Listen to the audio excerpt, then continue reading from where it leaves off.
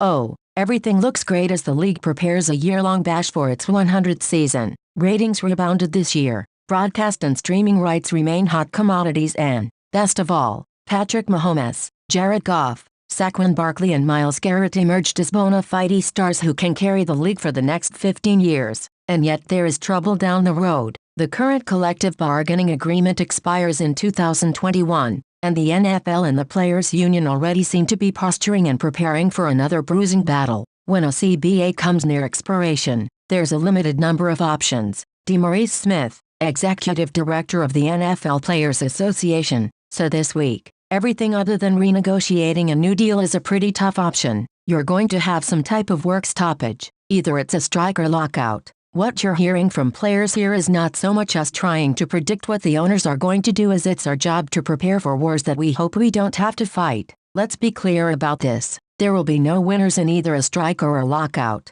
Not the owners, not the players and certainly not the fans. You know, the ones who make owners and league officials even richer than they already were by shelling out for tickets, jerseys, TV packages and whatever else the NFL dreams up. That much should have been clear after 2011. When players and owners sniped back and forth at each other for 4+ months before agreeing on a contract that didn't give anyone what they really wanted. Commissioner Roger Goodell remained the judge, jury and appellate court in disciplinary matters, and the owners didn't get the 18-game season they wanted. The players did get some important concessions on player safety, including limits on padded practices, but, by and large, nobody won in that debacle. In fact, you can make the argument that, whatever the final details, everyone lost, given the distrust and animosity that remains toward Goodell and the league. And if anyone thinks attitudes have changed in the last 8 years, they're delusional. Owners are always going to want more games, and players are never going to agree.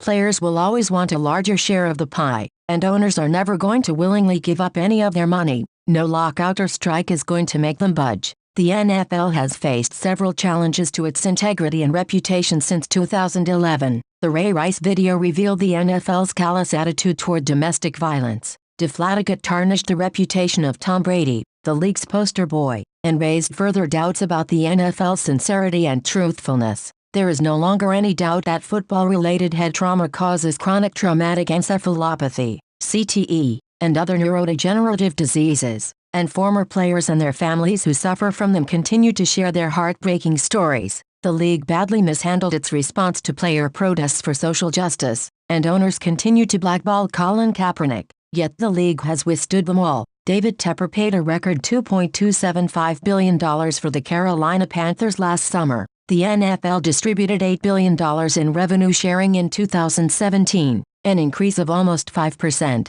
The AFC Championship game drew an average viewership of 53.9 million for CBS, while the NFC title game on Fox drew 44.08. Compare that with the almost 27 million viewers who watched the highest-rated, non-sports show of 2018, a This Is Us episode that aired after the Super Bowl, and you get an idea of just how buffo those numbers are. It's too soon to quantify the impact of the expansion of legalized gambling, but it's hard to imagine the NFL won't benefit. There has never been a better time to be part of the NFL as a fan, as a player, as a team or as a partner, Goodell said Wednesday in his annual address. Our game is getting better and better, and our engagement and popularity is unmatched in today's media landscape, all of which is true. But to think that the NFL will always ride this high, that it's immune to public anger and apathy, is as arrogant as it is ignorant. It might be hard to fathom a time when the NFL does not reign supreme, but I'm sure those involved in boxing and horse racing thought much the same in the 1930s and 40s.